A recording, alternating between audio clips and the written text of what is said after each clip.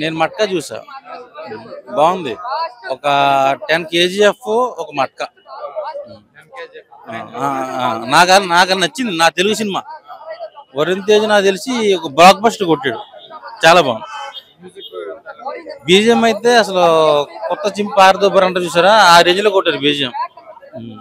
నాకు అంటే ఇది ఒక కామన్ మ్యాన్ వచ్చేసి ఎలా కోటీశ్వరుడు అయ్యాడు మట్కా గేమ్ ఆడి.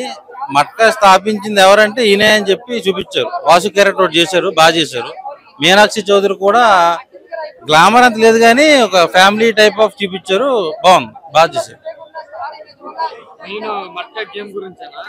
మట్కా గేమ్ ఎలా స్టార్ట్ అయిందని చూపించాడు,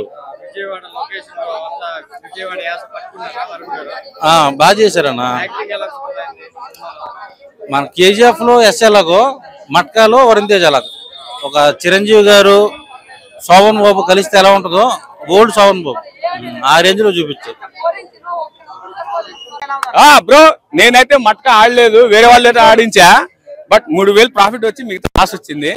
సినిమా చూసి ఆడదాం అనుకున్నా, బట్ ఈ సినిమా చూసిన తర్వాత జీవితం లాస్ అయితే అని తెలుసుకున్నాను. The hero character name of the Vasu ప్రయాణం ఏ విధంగా జరిగింది. సో పని కావాలంటే అడుక్కోకూడదు, లాక్కోవాలి అనేటువంటి కాన్సెప్ట్ తో ఆ హీరో ప్రయాణం అవుతుంది.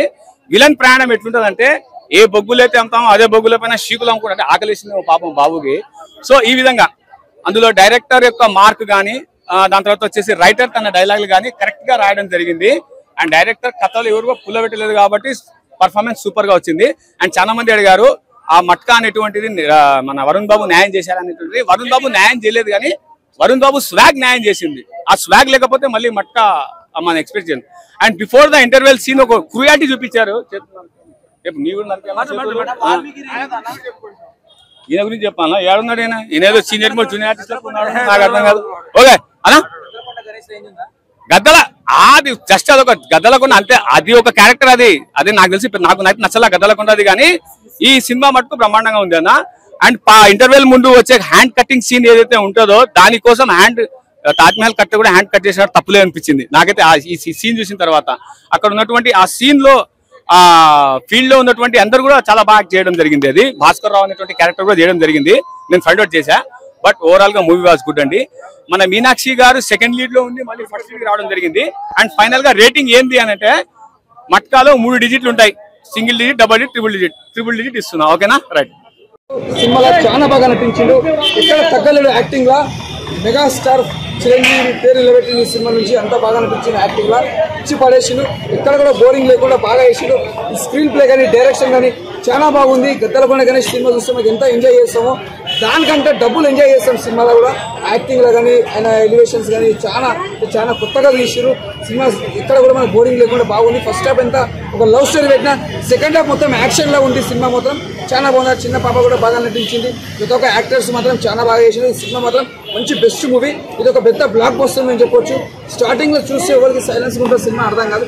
సెకండ్ హాఫ్ ఉంటుంది జరగానా ఇచ్చి పడేసిడు. ప్రతి ఒక్క సీన్స్ కానీ ఏ చూసినా నీకు బోర్ అనేది ఉంటుంది. ఇది ఒక బెస్ట్ మూవీ అని చెప్పొచ్చు. ఇది ఒక బ్లాక్ బస్టర్ ఉంది. నేను ఒకటే కోరుకుంటున్నా, రాజమౌళి సార్ చేతిలో పడితే మన వరుణ్ తేజ్ గారు ఇంకా మంచి పెద్ద నటుడు అవుతాడు. ఇది మెగా ఫ్యాన్స్ అదే కోరుకుంటున్నాం. Block buster, block buster, block buster. Okay,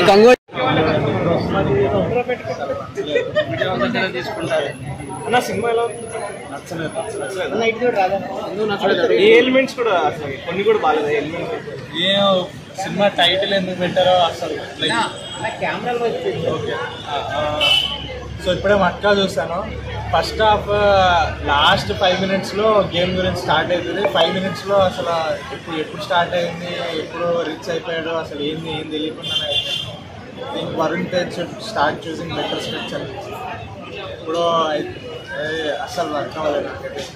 background music అసలు ఎందుకు ఎలివేట్ చేస్తారో కూడా అర్థం కాదు. మంచి బ్యాక్గ్రౌండ్ మ్యూజిక్ వేస్ట్ అయ్యింది. ఆ సాంగ్స్ అయితే సినిమాకి పాజిటివ్ లాగే ఉంటాయి. అలా వెళ్తూ ఉంటే స్టోరీ ఒక బ్రేక్లా ఉంటుంది. ఒక జీవి ప్రకాష్ లాస్ట్ అమరన్ లక్కీ భాస్కర్తో మంచి మ్యూజిక్ ఇచ్చి ఇంట్లో ఒక్క సాంగ్ కూడా నచ్చలేదు. బ్యాక్గ్రౌండ్ మ్యూజిక్ బాగుండింది.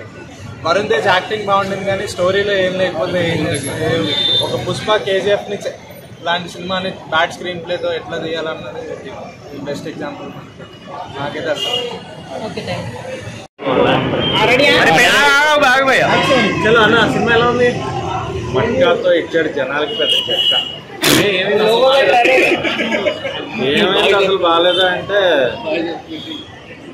ఏం అర్థం కాలేదు సినిమా. నేను అంటే ఆల్రెడీ చూసిన సినిమాలో ఇలాంటివన్నీ స్టోరీలన్నీ మనకి ఏంటంటే చూసి ఉన్నామనేమో, కొత్తదనాన్ని కోరుకున్నాము. కొత్తదనం ఏది కూడా మనకి ఇక్కడ తగలట్లేదు. అదే ప్రాబ్లం అనమాట. కొత్తగా ఉంటే బాగుంటుందేమో, ఎంగేజింగ్ ఉండాలి. ఇప్పుడు గ్యాంబ్లింగ్ ఉంది సినిమాలో, ఆ గ్యాంబ్లింగ్ స్క్రిప్ట్ ఎంగేజింగ్ గా టక్ టక్ టక్ టక్. లక్కీ భాస్కర్ ఉంది, ఆడుతూనే ఉంటాడు.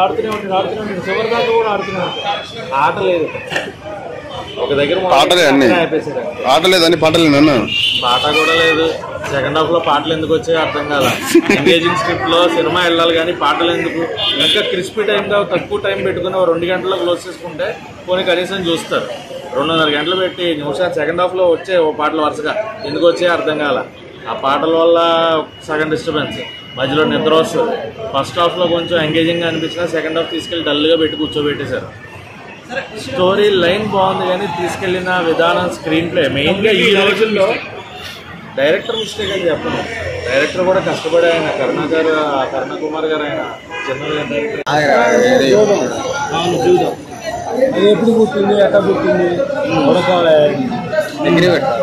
వాళ్ళయ్య మహాత్మా గాంధీ గారు ఎప్పుడు పుట్టారు ఏంటి, ఇలా వాళ్ళు ఏం చేశారు అలాంటి రాముడు మటుగా ఎప్పుడు పుట్టింది, ఈవిడ ఎవరిని కొట్టాడు అని సినిమా.